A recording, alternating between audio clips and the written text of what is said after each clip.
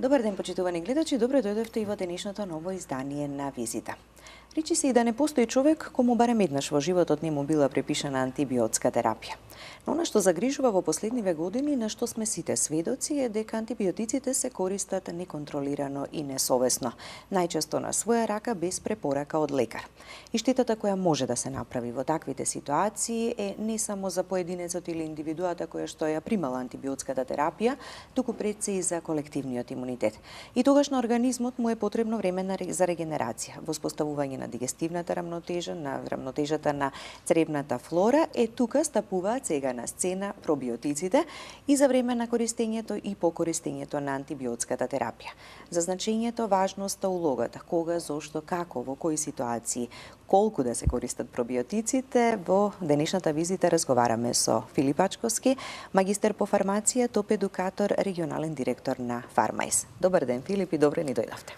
Добро ве најдов и благодарам за поканата. Секогаш задоволство билјана со тебе да се работи на вакви емисии на подигнување на здравствената свест. Така, драго ми е и мене што повторно сме еве во визита заедно и ќе упатиме корисни совети до нашите гледачи, она што на сите нам ни е потребно. Пробиотици, антибиотици, тема која често се зборува, за која често се зборува во јавноста, ама велиме секогаш треба да имаме добрата и проверената информација и добриот совет да го добиеме. Ќе почнеме со антибиотиците. Зошто, кога и како, во кои ситуации се ординираат, односно се користат, бидејќи и периодов ни е време на настинки, вируси, бактериски инфекции, горни, долни, респираторни и ред други нешта кои што го нарушуваат нашето здравје. Така, искуствено, зимкиот период по традиција е период кога најголеми количини на антибиотици се користат. Едноставно е период кога имаме фактори кои што се доволно силно изразени за да дојде до пад на нашиот имунитет и до различни болести и при тоа предоминираат токму тие респираторни, горно респираторни заболувања од тип на ринит, синузит, фарингити, тонзилити и така натака, а доколку навремено не се реагира или не се препознаат или не соодветно се третираат, може да преминеме и на воспаление на долните респираторни органи, на белите дробови, бронхит, бронхопневмонија и тоа да остави по-сериозни последици. Токму заради тоа е особено важно од аспект на гледачите и на пациентите кои што ја гледаат оваа емисија да бидат соодветно информирани и да ги препознаат состојбите на нивното тело од една страна, а од друга страна да знаат кога да се јават на лекар, а од друга страна кога ќе се јават на лекар да бидат јасни во тие кратки 10-15 минути кои што ги имаат, да ги искажат симптомите и проблемите кои што ги имаат на најасен начин, за да може терапијата што ќе се ординира од страна на лекарот да биде најсоодветна. Токму заради тоа и велиме дека некои работи треба да бидат дел од нашата здравствена култура, да не посетуваме лекар по секоја цена, значи да не се изложуваме при тоа на непотребен ризик од бидејќи кога ќе отидеме ние во лекарска ординација, тука имаме и други полни се амбулантите, не знаеме кој, како и од што е. И можеме, да речеме, за некоја безазлена ситуација да предизвикаме многу посериозен проблем. Токму заради тоа треба да правиме разлика помеѓу, барем генерално, помеѓу што е тоа што е вирусна и што е тоа што е бактериска инфекција. Бидејќи кога доаѓаме до антибиотиците, да, тоа се важни лекови, во некои случаи животно спасувачки лекови. Значи, тие делуваат на начин на кој што или ги убиваат бактериите или го стопираат нивниот развој и во таква ситуација ни помагаат за нашиот организам да се избори со нив. Меѓутоа се тотално неефикасни кога се во прашање вирусните инфекции. Верувам дека знаеме, меѓутоа да повториме дека најчести вирусни инфекции кои што се во овој период и генерално пред се грипот, настинката и одредени стомачни вируси. Значи, во таква ситуација примената на антибиотици е тотално бескорисна, само го искоштуваме организмот. Вирусните инфекции... како што велите, да, добро е на лекарот да му објасниме, така, кога почнале симптомите, какви се симптоми, со какви симптоми се судираме и како се чувствуваме, точно така. Значи, постои едно правило кое што вика дека обично вирусните инфекции се карактеризираат со белузлав секрет од носот. Кашлицата е реална појава, меѓутоа прашањето е каква е таа, дали е сува или е влажна, дали е длабока или не. Се тоа информации во анамнезата, дали има болка во белите дробови или не. Тоа се важни информации кои што ќе го насочат лекарот побрзо да дојде до соодветниот третман. Доколку имаме, да речеме, жолто-зелен секрет од носот, тоа е веќе насока дека можеби имаме бактериска инфекција. Понатака, во одредени ситуации, корисно е да имаме и припремена крвна слика, поготово кога се деца во прашање и кога времето на развојот на инфекцијата е кратко, кога ние можеме од една едноставна инфекција брзо да преминеме во запаление на белите дробови или бронхит. А тоа најмногу не плаши кај децата? Точно така, тоа е најголемиот ризик кај бебињата и малите деца, бидејќи штетата од брокопневмонијата може да ја чувствуваме понатака во текот на животот. Така да тоа се одредени работи кои што треба да ги знаеме. Не случајно се прави таа крвна слика, да се утврди нивото на леукоцити. Ако е многу високо, тоа веднаш асоцира на бактериска инфекција. Понекогаш, ако не сме сигурни или ако не е критична ситуацијата, ќе не упатат и на бриз од грло или нос. Значи, најсоодветна терапија ќе се постави ако знаеме кој е причинителот и точно кои антибиотици би биле соодветни да го излечат тој. Така да не треба да ги игнорираме тие лекарски совети и да го избегнуваме процесот како што тече, доколку сакаме се разбира добиеме точна терапија. Да. Веќе добро го знаеме, ми се чини сите ова, го имаме многу пати слушано, дека никогаш на своја рака, само по препорека на лекарот кога тој ќе донесе одлука или ќе процени дека навистина е потребно да се користи антибиотик. Кога веќе ќе ни се припише антибиотската терапија, многу е важно да го запазиме моментот, деновите, периодот, колку треба антибиотикот да го пиеме, да не го прекинуваме на своја рака, бидејќи тоа некогаш знаеме да го направиме на одредено време како што е препишано. Што доколку пропуштиме и како да го користиме антибиотикот? Точно така. Во последниве години, значи, како резултат на ова претерана и, подобро кажано, несоодветна употреба на антибиотиците, темата за антибиотска резистенција е топ тема не само кај нас, туку во целиот свет. Доаѓаме во ризик од развој на така наречени супербактерии кои што на крајот на криштата нема да може да се излечат со ниеден антибиотик и има бројни смртни случаи во светот од бактериски инфекции заради тоа што ние немаме што да употребиме во терапијата. Токму заради тоа е особено важно да ги почитуваме основните начала. Не само да користиме по препис и да ни издадат во аптека доколку имаме препишан на рецепт антибиотик од една страна, туку и да ги почитуваме насоките што ни се дадени. Тоа значи дека прво треба да почитуваме како треба да се пие. Некои антибиотици се пијат на гладно. На гладно подразбира половина час или 1 час или повеќе пред оброкот. Други, заради одредени несакани ефекти од тип на гадење и слично, се пијат после првиот оброк најчесто. Значи, тоа се работи што се важни да ги почитуваме во смисла на тоа да не ја нарушиме концентрацијата што ја постигнува антибиотикот и на тој начин да предизвикаме неефикасност или намалена ефикасност во терапијата. Втора работа што е важна е тетрациклините, например, како антибиотска група не треба да се пијат заедно со млеко и производи кои што содржат калциум. Има бројни такви интеракции кои што пациентот не може да ги знае и не е безазлено да користи антибиотици како што тој мисли дека треба или кога ќе одлучи дека треба да ги користи. Почитувајте ги препораките на вашиот лекар или фармацевт со цел да добиеме ефикасност во терапијата, побрзо да излечите инфекцијата од една страна, од друга страна да не предизвикаме резистенција или други некои нус појави кои што може да се случат. Важно е да ја користиме целата доза која што ни е препишана. Ако ни рекле дека треба да се испијат 5 пати по 2, значи на 12 часа во текот на 5 дена, а ние се чувствуваме подобро веќе после третиот ден, не треба да прекинеме со тоа. Да. Следниот пат кога ќе ни го препишат тој антибиотик, постои ризик да не биде неефикасен. Едноставно народски кажано, без да објаснуваме кои се механизмите на резистенцијата. Така да тоа се работи кои што не случајно се вели не ги презимајте на своја рака. Кога веќе сме дошле во ситуација да добиеме на рецепт, треба да ја испочитуваме таа терапија. Друга работа поради која што треба да се внимава во примената на антибиотиците секако е делот со одредени несакани ефекти кои што може да се случат при нивното користење. Зборуваме за чести несакани ефекти. Да. Апсолутно. Значи, главната и основна улога е нели да оздравиме, така, да се излечиме. Точно така. Меѓутоа, како и при секоја друга ситуација, секогаш има малку добро, малку лошо можеби.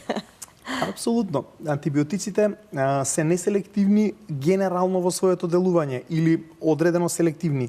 Тие покрај лошиве патогени бактерии кои што треба да ги исчистиме од организмот, ги уништуваат и добрите бактерии, односно интерферираат со нормалната цревна микрофлора која што имаме во цревата. Со самото уништување на добрите бактерии ние доаѓаме до соодветни нуспојави кои што се како резултат на намалување на нивната концентрација. Кои се друго во животот имаме тука една компетиција помеѓу доброто и лошото. Да. Ако добриве бактерии кои што ни требаат за нормален метаболизам, за нормално користење на хранливите компоненти од храната ги уништиме, заедно со патогените, ќе настанат проблеми кои што се видливи и јасни симптоми кои што секој човек може да ги примети. Дали ќе бидат од тип на гадење, дали ќе бидат од тип на некој метеоризам или флатуленција во гасови во организмот, или ќе бидат од тип на диареја, значи пролив, или обратната ситуација, запек, односно обстипација. Значи, се тоа состојби кои што генерално се случуваат, можат да се случат како резултат на примена на антибиотици, некогаш па и од други лекови, така? Без или, разлика, да, не дури и само... од други, апсолутно, така, дури и од други лекови. Кај едни може би ваква реакција, кај некој други може би друга реакција. Точно така. Така да, токму заради тоа и да речеме општо прифатен здравствен совет или пракса е заедно со антибиотиците да користиме пробиотици, односно да ја обновиме таа цревна микрофлора која што несомнено ќе ја уништиме во текот на антибиотската терапија. Така да. Тие тука стапуваат на сцена, веќе се неопходни и се значаен дел од целиот тој процес. Пробиотиците, кога се користи антибиотска терапија, но и во многу други ситуации, предпоставувам, не е индицирано и не е причината за користење на пробиотици само при користење на антибиотик, туку и заради други проблеми и заболувања, заради конзумирање на алкохол, можеби помрсна храна, пообилна храна. Кога одиме на одмор, велиме превентивно пробиотик треба да користиме, најмногу за децата, па дури и за возрастните. Кој е нивното значење? Која е нивната улога? Ајде да кажеме накратко што се пробиотиците и зошто ни се важни.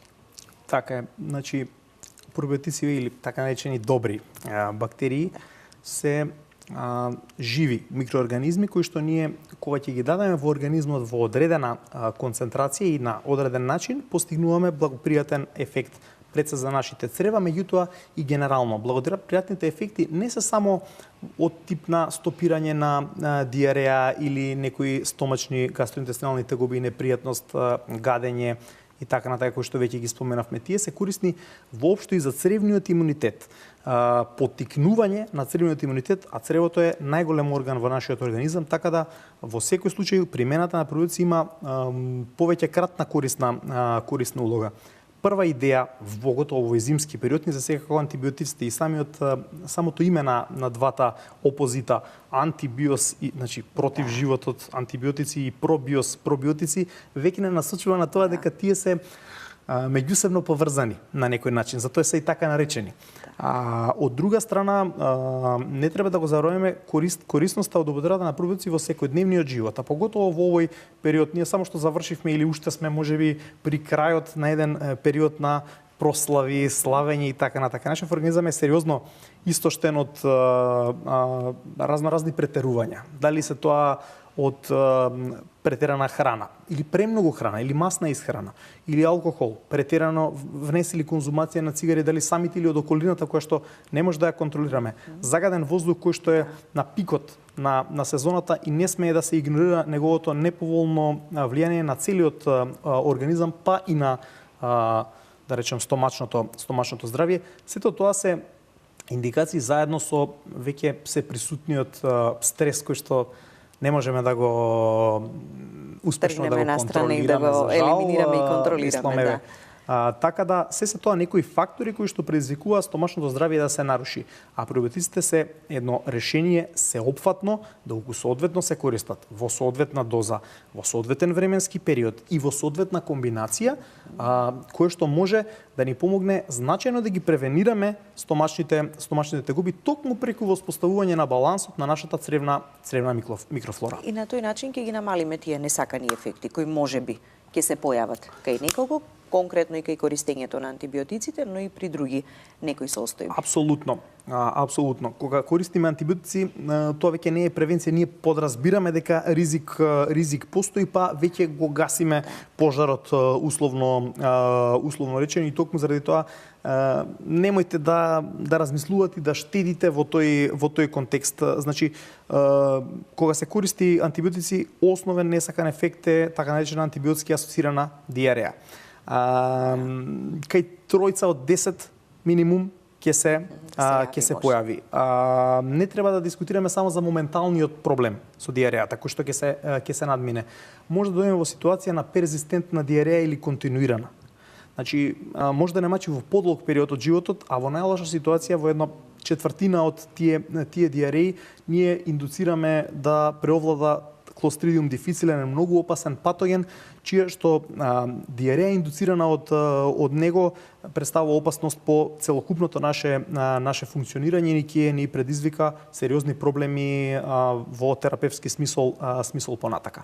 Така да не треба да се гледаат пробиотици како нешто што е успут, пропратно со антибиотиците. Тоа е многу важна улога. Да. На страна од тоа, во превентивна улога, доколку не е доволно ова што го дискутираме за балансот на стомашната рамнодежа или патувањата, не треба да забораваме дека секоја промена која што ние правиме драстична, да речеме, менуваме клима или менуваме кревет или простор, менуваме храна, јадеме друга храна, така каде што одиме на друго место, да, водата. Значи тоа е сериозен стрес за нашиот организам.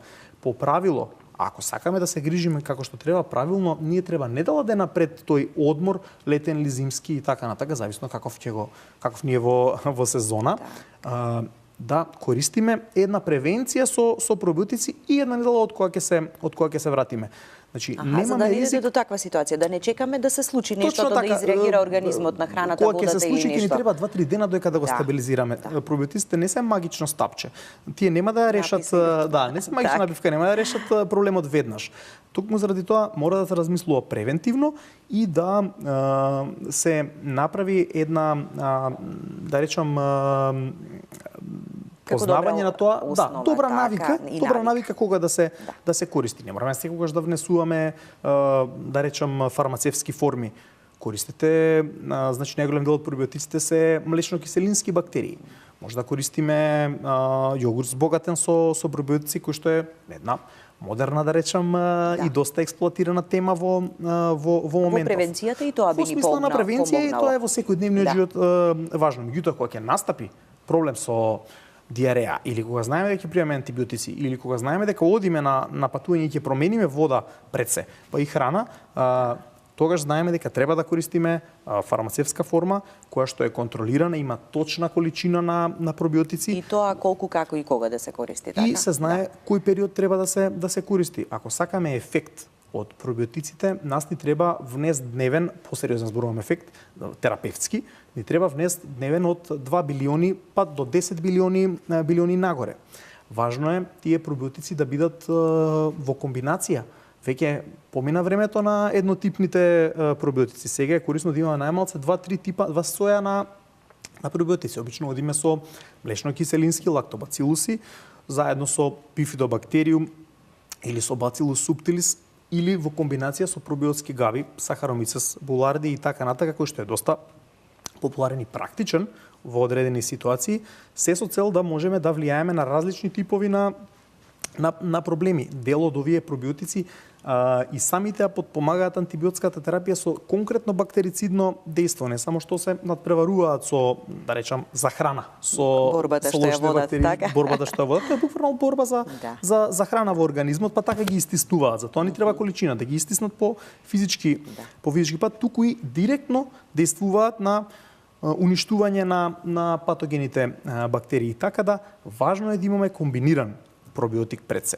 Така, неколку часа пред користењето на антибиотикот, неколку часа по користењето на антибиотикот, кога да го внесеме пробиотикот?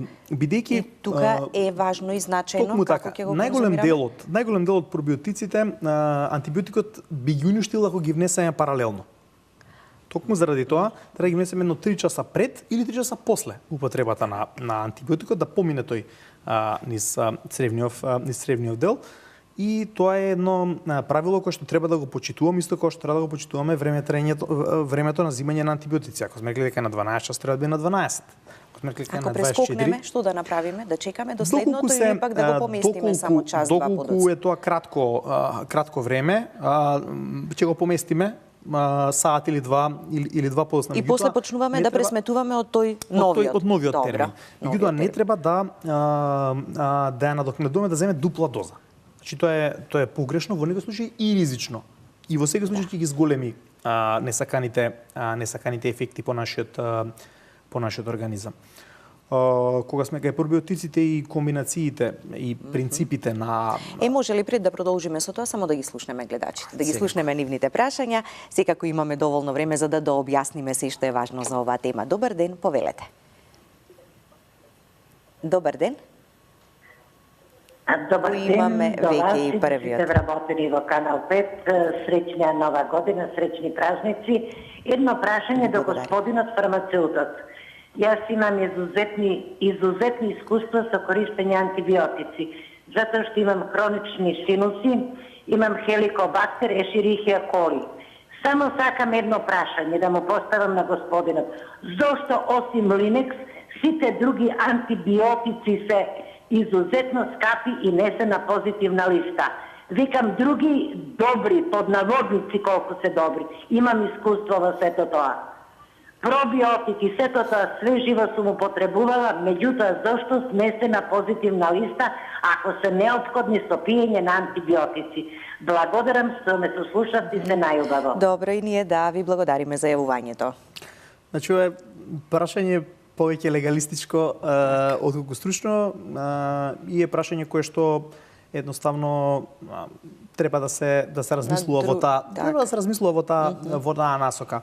Значи, ние знаеме дека едноставно имаме одредени здравствени политики кои што се на сила не во моментов, него во цело наше функционирање и имаме, да речеме, или три типа на ситуации. Еден тип е кога имаме лекови, кои што ги имаме достапни на листа, како голем дел од антибиотиците, меѓутоа не сите.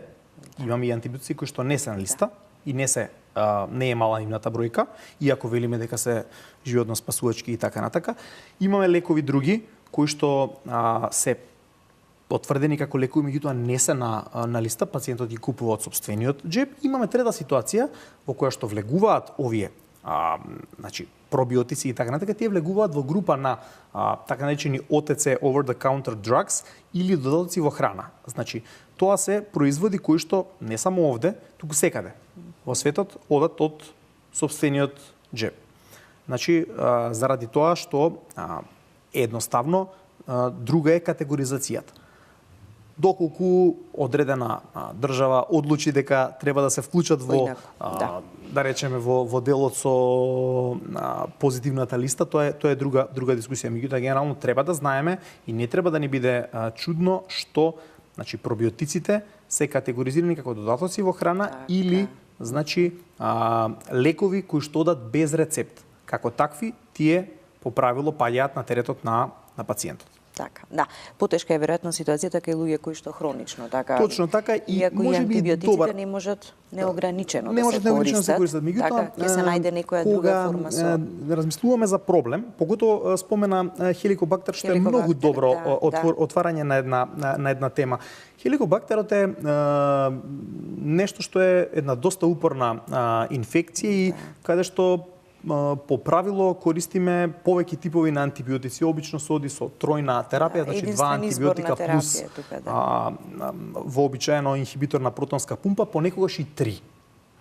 понекогаш таа терапија трае 2 недели, па ќе ги менуваме антибиотиците. Тоа знае да биде доста упорна инфекција и токму во тој контекст и во овој пример е изразито важно да се користи соодветен пробиотик. Да. Бидејќи подолго време трае и терапијата. На организмот, независно што е трошокот дополнителен, доколку ние тоа не го користиме, правиме, не амортизираме штетата која што се постигнува. Од друга страна има специфични типови на пробиотици, како што е на пример Lactobacillus reuteri, кои што конкретно помагаат за да ефикасноста на таа терапија на хеликобактер се зголеми за 15-20% и се ординираат, значи, паралелно како дел од стандардната терапија на хеликобактерот. Така да немојте да ги потценувате пробиотиците во терапевтска смисла. Во такви ситуации, така. Добар ден и за следниот гледач, повелете, ве слушаме и вас. Добар ден. Дали имаме уште едно јавување? Добар ден. Добар ден, ве слушаме, повелете. Значи, само едно прашање сакам да поставам. Кога бев дете, нашите родители со Б-комплекс ми ги даваа паралелно антибиотиците. И не знам, може би медицината да води напред, но само прашањето ми е која е разликата помеѓу Б-комплекс и пробиотик? Благодарам. Помеѓу Б-комплекс? Пробиотиците. Добро. Да, јас не го слушнав крајот. Ви благодариме. Па добро, благодарам на прашањето. Разликата е огромна. Во суштина, меѓутоа е сосема исправно да користиме пред се B6, меѓутоа и останативе витамини од Б групата, бидејќи те се многу добри за метаболизмот. Заедно со антибиотик и заедно со пробиотиците, или да одиме малци и подалеку. Постојат пробиотици кои што веќе во својот состав комбинации го вклучуваат витамини од Б групата или B6. Тоа не е случајно, инаку чисто да одговориме на прашањето, да не останеме без одговор. Значи витаминов B6 е една сосема друга работа. Пробиотициве се живи, како што рековме, микроорганизми со позитивно дејство. Значи витамините имаат метаболички ефект, пробиотициве имаат ефект на стомачно здравје, имунитет и така натака. Не се поврзани по делувањето, меѓутоа во комбинација се одлични и може да ја зголемат ефикасноста и подносливоста на антибиотиците. Да не забораваме дека во таа комбинација е корисно се додаде и цинк, кој што само од себе во количина обично од 10 мг дневно е сериозен поттикнувач, засилувач на нашиот имунитет и на стварањето на лимфоцити заедно со витамин С, како и корисно е да се додадат некои да речем природни компоненти кои што ние уште од нашето детство ни се познати, мајки, баби и така натака, обично при проблеми со стомак ни давале или чај од нане или чај од камилица. Значи во одредени пробиотски комбинации кои што ги има на пазаров, веќе ги имаме сите тие во едно, па ни ја олеснува работата. Значи и пробиотици, и цинк, витамин B6, нане, камилица и така натака. Значи тоа се веќе сме во нова ера на пробиотициве, кога се размислува на комплетното стомачно здравје и на имунитетот. Кога дискутираме за најсоодветен пробиотик, не треба да заборавиме и на некои технички ситуации кои што се важни. Пробиотикот, рековме, е жив микроорганизам, него му треба храна. Ако тој го ординираме без храна, веројатноста дека ќе ги задржиме тие билиони кои што ги споменав, наследилот огромна бројка, за микроорганизмите тоа е ништо во нашиот систем, е мала. Значи ние треба да ги нахраниме со нешто и затоа во модерните форми се додава обично соодветен пребиотик, тоа е храна за пробиотиците. И исто така се пакуваат во желудечно отпорна капсула, да ја нарекуваме, бидејќи нас пробиотиците не ни требаат во желудникот. Пред се нас ни требаат во тенкото црево. Тука се случуваат проблемите и елементите, освен во ситуацијата со хеликобактер. Така да важно е да преживее тој, да ја преживее киселава средина на желудникот, кај што малку од бактериите преживуваат и да стигне во тенкото црево. Така да тоа се некои елементи кога треба да направиме избор кој е правиот пробиотик кој што може да превагнат на оваа страна или на таа страна, или може да направат разлика зошто нешто чини волку или повеќе или толку. помалку. Така, да. Што има во составот и што Точно е така, она значи што комплетно бенефитите покрива. колкави ќе бидат од тоа. Па со оглед на тоа што го плаќаме од свој џеп, сами ќе одлучиме што е тоа што ни треба. Да. Препорачано ни е нели со антибиотиците или заради други состојби да користиме и пробиотици, од фармацевтите ги добиваме најдобрите информации по тоа како што кој пробиотик така да се одбере и како да се користи. На кој начин да се користи и кои се бенефитиве од конкретниот во конкретната ситуација. Со оглед на тоа што постојат, науката отиде на доста далеко и пробиотиците се сериозна тема која што сега се користи и за третмани на многу посериозни болести во светот. Тие идеи доаѓаат, се разбира. И кај нас важно е и кој тип на или кој сој на пробиотик за кое заболување би се користил, меѓутоа се веќе детали. Така, веќе и конкретно, нели индивидуално, така заради проблемот или личноста која што ги прима. Често сакаме да споредиме она што било во минатото со она што е денес, во денешно време, ама не можеме нели никогаш да докрај да ја истераме работата, бидејќи се менува времето и велиме се прилагодуваме на се што е ново, а во денешно време и многу понездраво живееме и сме изложени на многу други фактори. Генерациите од 70-тите, 60-тите години антибиотик може би примиле еднаш во својот живот, така? А денешниве деца и генерации многу почесто. Не само тоа, значи квалитетот на храната е опаднат и внесот на преработена храна е значено зголемен, а токму во тој момент ние ги губиме пробиотските бактерии, го намалуваме внесот што во природен пат треба да се внесе. Токму затоа велиме стално наоѓајте на време да внесувате овошје, зеленчук, али сув, мислам непреработен, сиров. Во таа смисла, затоа што тоа што е преработено ги губи добрите бактерии во него, па после ќе мора да ги внесуваме по надворешен пат. Да. Само кратко, некоја минута и пол имаме до крајот. Можеме ли само во овие цели 2 минути потребата од пробиотици кај децата, во детската возраст? Зошто? Така. Доста се зборува на таа тема со особено внимание во педиатриската популација. Сите сме доста осетливи кога се децата во прашање. Меѓутоа, сите насоки велат дека пробиотиците се исклучително корисни, особено во комбинација со витамин D, уште од најраната детска возраст. При тоа има различни типови на пробиотици за различни проблеми. Прв проблем со кој што се соочуваат малите дечиња или бебиња или родителите повеќе од нив се бебешките грчеви. Во таква ситуација се корисни пробиотици апсолутно и тоа обично велиме лактобацилус реутери во соодветна концентрација. Понатака, доколку имаме ситуација со дечиња кои што се родени со царски рез.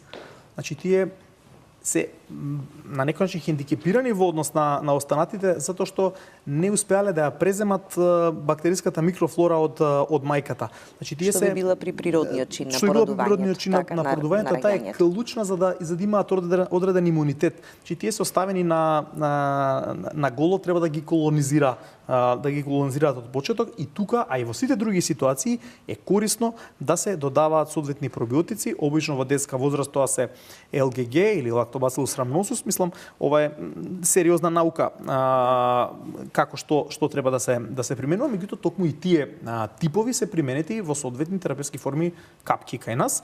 Пак велам во комбинација со витамин D, затоа што тој е клучен за развојот на имунитетот и на коските на целиот систем кој што децата треба да го развијат од нула. Да. Филип, ти благодарам што ни беше денеска на визита. Оставаме простори за понатамошна соработка и многу други теми кои што можеме да ги обработуваме. Ти благодарам, Билјана, мислам дека успеавме во добар дел да одговориме на некои детали. Така.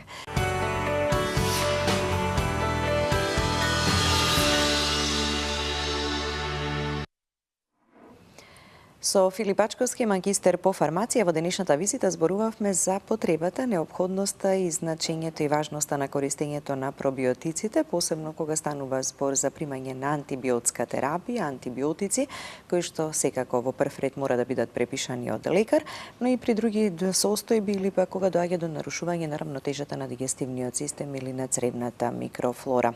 Слушнавте практични и добри совети кога, зошто и како да ги користите, но секогаш имајте во предвид дека она што го користите како антибиотска терапија мора да биде препишано од вашиот лекар, а препораките исто така за користењето на пробиотиците во најразлични ситуации треба да ги добиете повторно од лекарот или фармацевтот. На тој начин ќе го направите доброто за вашето здравје.